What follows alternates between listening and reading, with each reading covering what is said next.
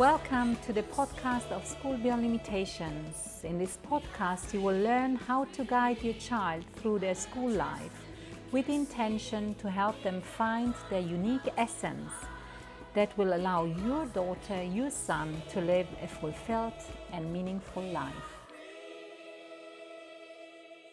Hello everyone and welcome to this podcast of School Beyond Limitations. I'm very delighted to have another conversation with one of our facilitators who is actually working from the United States, and he's been working at School Beyond Limitations now it's his third year, and we will be talking today about an important question which many people would like to find out a little bit more about. And this is, what do we do at School Beyond Limitations to bring the unique essence of each student into life? Welcome, Gary. Thank you, Martina. It's good to be here. So, Gary, you have been experiencing School Beyond Limitations now for a while, and our blueprint is very clear, right? And it seems easy, but to bring the unique essence of each student into life. Out of your experience, what would you say do you do to make that happen?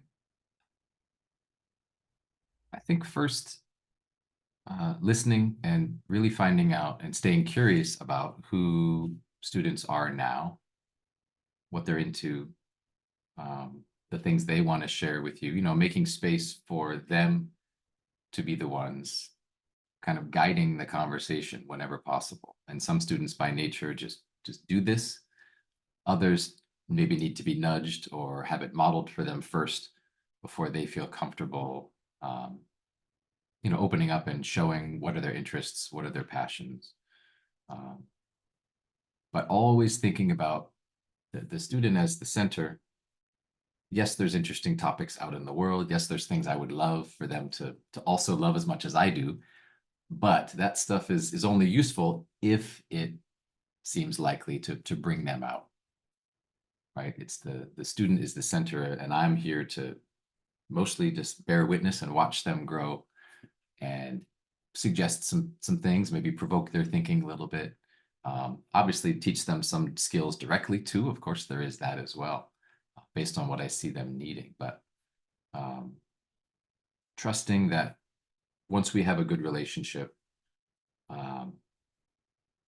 everything happens pretty naturally if we kind of get out of the way. The adults can be more trusting, I think, at our school that this person is already fine. They're already perfect the way they are. And we can help them find things that will bring their mind alive, things that will keep their hands busy. And so, it's kind of a trust that there's already something in the student that will grow and will bloom. And, we're there to mostly celebrate that and not put too much stuff on them in terms of expectations or preset curriculum demands that might not interest them or might shut them down or overwhelm them. So it's sometimes what we don't do that lets the blooming happen more than what we do. But so I'm always conscious of that balance of, okay, sort of leaning back, leaning in, how much to just let them be versus, okay, time to provoke, time to nudge, or time to have a conversation about what's happening or not happening. But Yeah, that's what. Yeah, Gary, you just said something important. I think it's this kind of balance. Where do I come in, right? I'm also there to inspire them because, of course, I have more experience and I have maybe also more notions that I know. And I may be inspired by something. And even, by sharing my inspiration, my stories with them, my knowledge with them, but by always listening to them as well. And you mentioned something important before, and this is this active listening, right? I actively listen to what my respective other has to say, you know. And if I'm actively there and I summarize, and this is what, you know, you are always doing and we always try to do, summarize what they bring to the table so that a student sees that I hear, I feel, I connect with them, and then I take it a step further, right? I actually help them to open up even more, you know. And you also mentioned something which I believe is very important to say again. It's this trust aspect, which comes from the knowing that we know that each person, as you said, is already kind of complete. We just need to unravel. We just need to be there to make sure that they do not disconnect from themselves, and that they see that there is another person there who actually is very attentive and just understands, oh, you know, yes. And there maybe we can talk about some examples here, because Mhm. examples always help to understand even more, you know, what does this look like in real life when we allow a person to flourish, to come out, you know. Yeah. Do you Yeah, I have mean, even examples? just a couple hours ago, I was working with a student who shall remain nameless, who has made it clear that that math is, you know, is a terrible thing, and humans should not have to suffer through doing math, and they hate math. Okay, got it. So I was looking around for some puzzles that would push them to use their brain in a focused way, in the same way that math does, uh, but that might be a little more digestible or approachable. And so we had a puzzle going, and it was pretty easy. And so I was waiting. I didn't say, "Hey, let's choose a harder one," because then that's not a choice; it's a suggestion. So I waited, and sure enough, for the next puzzle, they on their own chose a harder one. And within a minute, I honestly was stuck. I was looking at it, and I'm okay. That adds up to 43. You know, I really didn't know how to solve it, and I'm quite good at math. So I sat back, and then something clicked for me a few seconds later. So I said, "Oh, I just noticed something." And even just that kind of little comment, you know, I think he was kind of mirroring it. And so he got a little more attentive, and he noticed something that helped us. And then we were on our way, but he got it wrong. His first attempt, when he pushed, you know, the button to check and see if the answer was right, it was wrong. And I thought, oh boy, you know, here we go. I'm going to hear a whole lot about how horrible math is. But instead, it was kind of this sort of determination that came out, like, oh wait, you know, I'm not going to not get this right. And so it was a little bit of grit coming out. And what's interesting is that this would not have happened if I had not been riding alongside. And a couple days ago, the student had told me it it's easier for me to do math when you're there with me, which I thought was interesting, because I'm pretty careful about not supplying answers. You know, I'm not ruining the fun of just here's what you need to do next. So I have to still think about, you know, what's in it for him to have me there. I think I know, but I'm wondering now, and I might chat with him next week about, hey, what's different for you when I'm around for math versus it's just you. Mhm. Um, and maybe And there's you know, just the moral support. I'm not exactly sure, but to me, it was a constant. Okay, do I wait? You know, and in the end, it was 15 minutes to solve a problem that maybe another student would have been faster at. But that's not the point. The point is that this subject that this kid hates just gave them a big success when they eventually got it right, and we're very thrilled, and we're talking about how happy they were that they had stuck with it. So that's, to me, the bigger point. yes, exactly. And that's the magic, right? That's the magic that happens when the students realize. One thing that came out by listening to your story is that basically the student understands that you are learning together with him or her, whoever this is, right? So it's an exploration phase for both of you. And it's not you only being the teacher and he the student, it's you are a team. and that already strengthens. And at the other on the other side, I think it's also, and this is what we preach at School Beyond Limitations, it's really the understanding that mathematics is beautiful. It's an art. It's a language. Mathematics is something like, English, like music. It's like putting things into patterns. And when the students then start to see that, in the riddles or in whatever they do, in the day-to-day life, then suddenly they realize, okay, it happened also to me, honestly speaking. I came across a student once who had this clear understanding mathematics is, I hate mathematics. I don't like it at all, because it doesn't make any sense. It's not logical for them. It's a waste of time.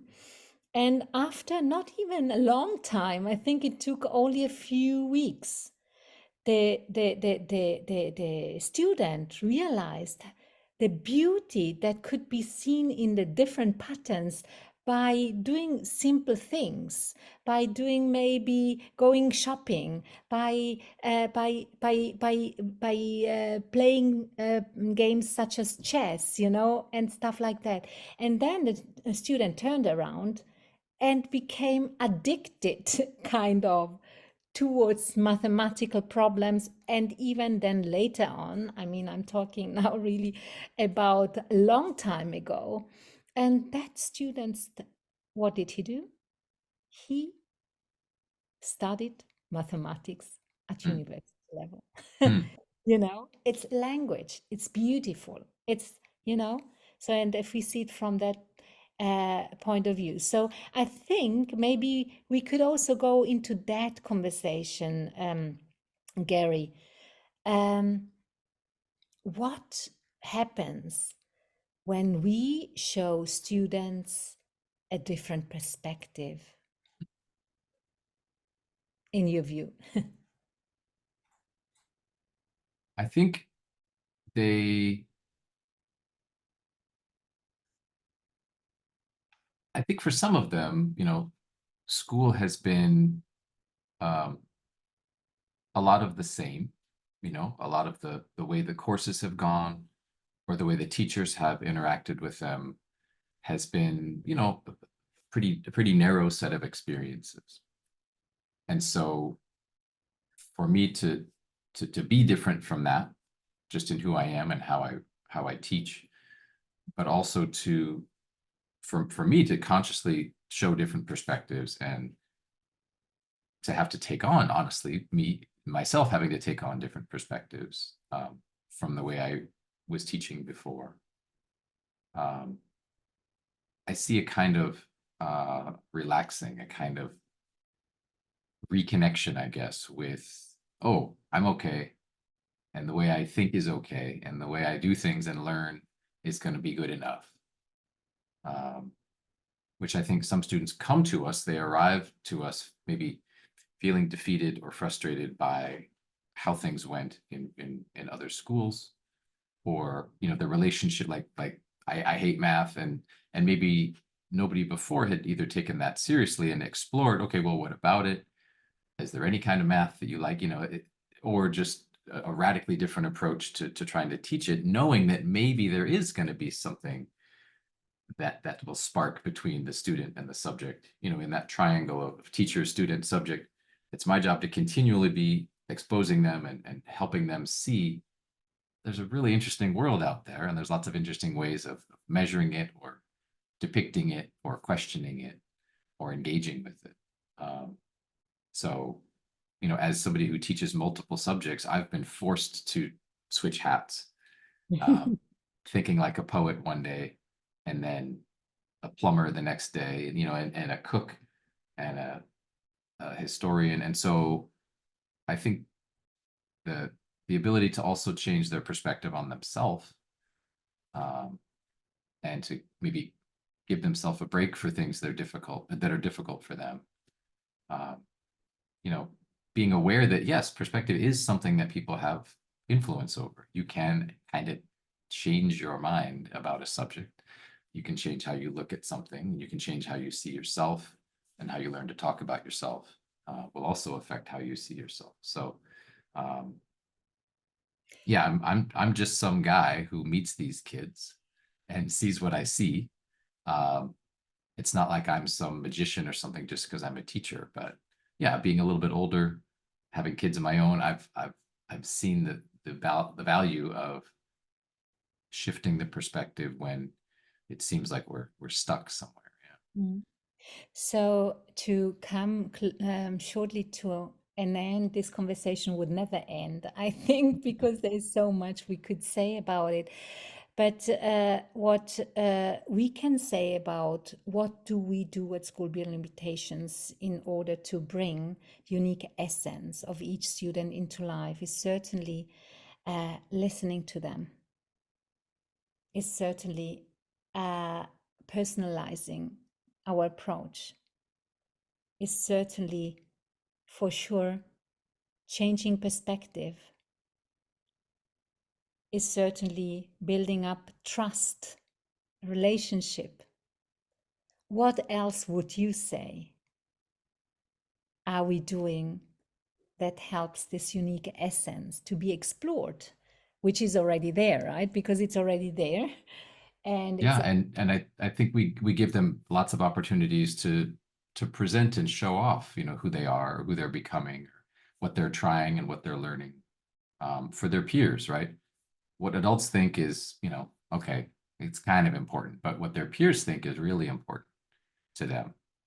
And so giving them opportunities to be leaders, to start a club or join a club, to present things at the whole school assemblies that we have, the celebrations.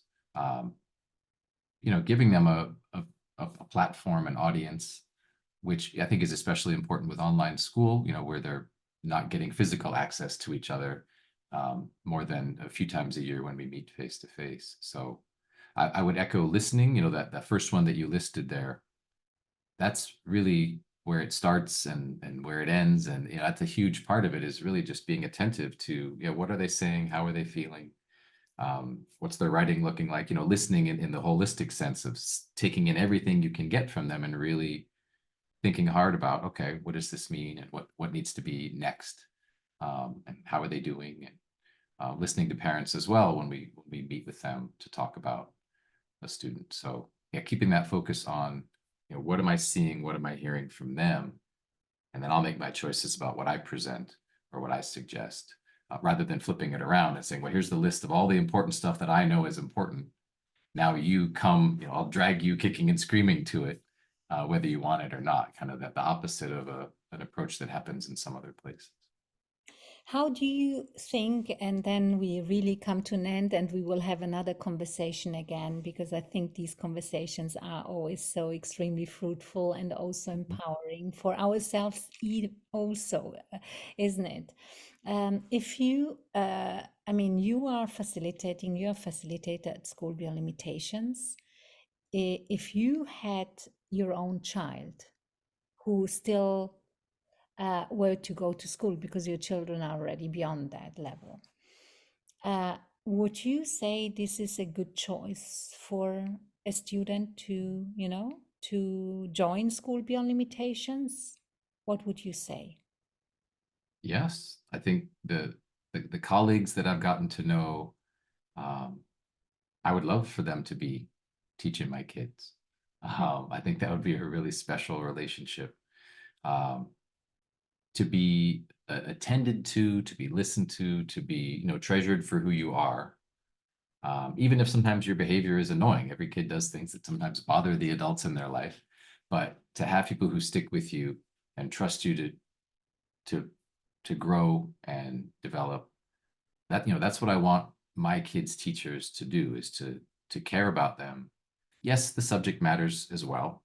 So whether it's art or English or math, so it's not that stuff never needs to be talked about, but I I want to feel like this person really cares to know who my kid is, what makes them tick, um, and thinks about them as a whole person, not just as this student in this class for these 2 hours a week or whatever it is. So when I think about my colleagues, It's kind of fun to think about. Yeah, oh yeah, I can see them being a good pair, and that would be a good match.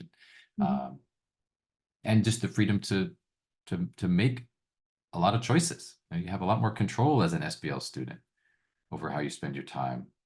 Um, so I think that would be good for their self-discipline as well, right? Having to learn, oh gosh, if I don't learn ways to organize and motivate myself, that could be bad. I could waste a bunch of time. So that's things we all need to learn. And I think SBL approach gives them that freedom mixed with that really intense kind of caring presence from the adults that helps them be okay being who they are and be inspired to learn and grow and become even more themselves over time. Well, this is the perfect ending, to become themselves all the time and to be themselves all the time. This is our aim. And thank you, Gary. It's always beautiful to talk to you. And today we went into this kind of topic, and next time we will talk about something else again. And if you find that this is resonating with you, then please reach out to us and we will have a conversation. Maybe this is the right school setting also for your daughter or for your son. Thank you for listening. At School Beyond Limitations, we support our students find their unique essence. Feel free to share the content of this podcast with other parents. We are here to show that your children can indeed bring their unique essence into life. So, reach out to us if you think that this is what you'd like your daughter, your son to experience, or apply through our website. Also, leave your comments, your questions, or your review about the podcast. Share it with others. And as you know, sharing is caring.